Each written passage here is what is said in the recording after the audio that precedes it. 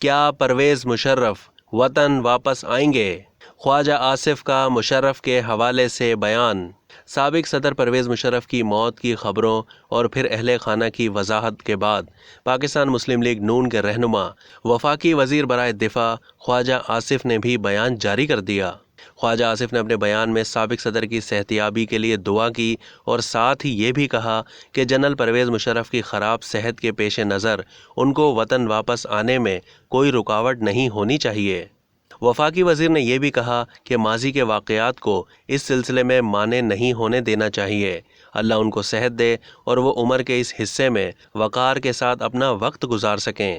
اہل خانہ کی جانب سے جاری بیان میں کہا گیا کہ پرویز مشرف اپنی بیماری ایمالوئیڈوسس کی پیچیدگی کی وجہ سے پچھلے 3 ہفتوں سے اسپتال میں داخل ہیں۔ وہ ایک مشکل مرحلے سے گزر رہے ہیں جہاں صحتیابی ممکن نہیں اور ان کے اعضاء بھی خراب ہو رہے ہیں۔ اب تک کے لیے اتنا ہی۔ مزید معلومات کے لیے ڈیلی جنگ کے یوٹیوب چینل کو سبسکرائب کرنا نہ بھولیے اور فیس بک کے پیج کو بھی لائک کرنا نہ بھولیے۔